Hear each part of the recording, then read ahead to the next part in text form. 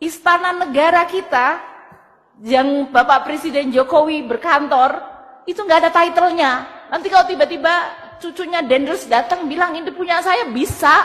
Mulainya Republik Indonesia tadinya nggak punya neraca. Jadi barang milik negara pun tidak diadministrasikan, tidak direkod. Kita asal bangun, waktu Pak Harto 30 tahun bangun banyak sekali, nggak ada pembukuannya. Jadi waktu kemudian terjadi krisis, kemudian kita punya undang-undang keuangan negara dan perbendaharaan negara, kita baru mulai membangun neraca keuangan. Karena dulu sering sekali ada universitas bangun perumahan dosen. Itu tanahnya milik negara dibangun. Kemudian dosennya sudah pensiun, dosennya sudah meninggal, itu masih dimiliki oleh dosen itu.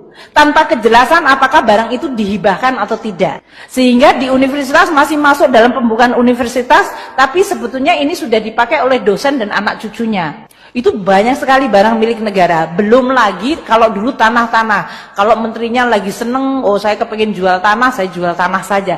Karena dulu nggak pernah ada pengadministrasian.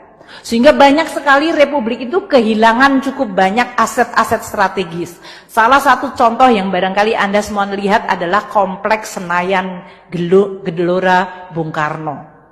Dulu Presiden Soekarno tuh membangun seluruh kompleks itu sampai dengan Manggalawana Bakti TVRI sampai kepada Hotel Hilton, semuanya itu termasuk Hotel Mulia.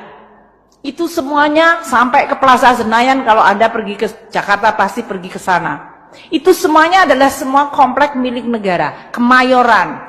Karena tidak pernah dibukukan, terjadi tadi kerjasama, tiba-tiba swasta sudah punya title. Sehingga waktu kami memulai membuat pembukuan, Hotel Hilton itu sudah tidak ada di dalam title-nya. Kita hilang. Yang sekarang jadi Hotel Sultan. Hotel Mulia itu kita harus fight banyak sekali untuk bisa bahwa title-nya tetap punya pemerintah, tapi kerjasamanya boleh swasta. We are losing quite a lot of significant position, lokasi. Hanya karena dulu Republik ini nggak punya buku, nggak punya neraca. This is what I call it revolusinya Indonesia. Tidak dengan mungkin berdarah-darah, tapi perubahan fundamental waktu Republik pertama kali membuat neraca adalah merupakan demarkasi penanda bahwa Republik zaman, kalau orang Indonesia bilang jahiliyah, zaman sebelum itu diatur dan sekarang Republik sekarang sudah diatur. Apakah gampang? Sangat tidak gampang.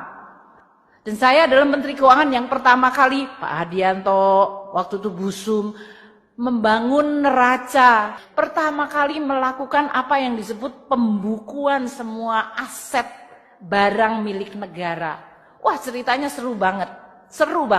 Itu kalau dibikin cerita kayak Wiro Sableng 212 itu bisa panjang.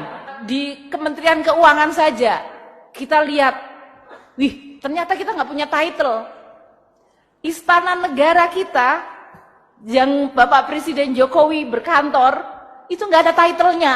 Nanti kalau tiba-tiba cucunya Dendels datang bilang ini punya saya, bisa. Itu real story. Itu real story. Jadi jangan lupa Kementerian Keuangan depan itu adalah gedung Dendels dia. Itu gedung yang dibuat untuk sebagai, sebetulnya waktu itu adalah headquarternya VOC kan. Sebelumnya VOC kemudian diambil alih sama pemerintah Belanda. Jadi kalau kita tidak punya title, it could be banyak sekali lokasi maupun bangunan itu bisa diambil alih. Jadi waktu heroik kita melakukan tahun 2000 berapa Pak Hadianto? 2006-2007, the whole effort kita lakukan.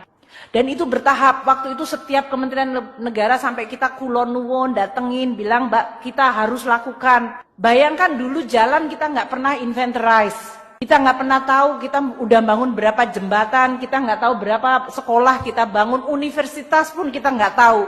Ada universitas kompleksnya sudah nggak tahu digrogotin sama entah siapa, tiba-tiba hilang, colak sini, coek sini. Itu terjadi.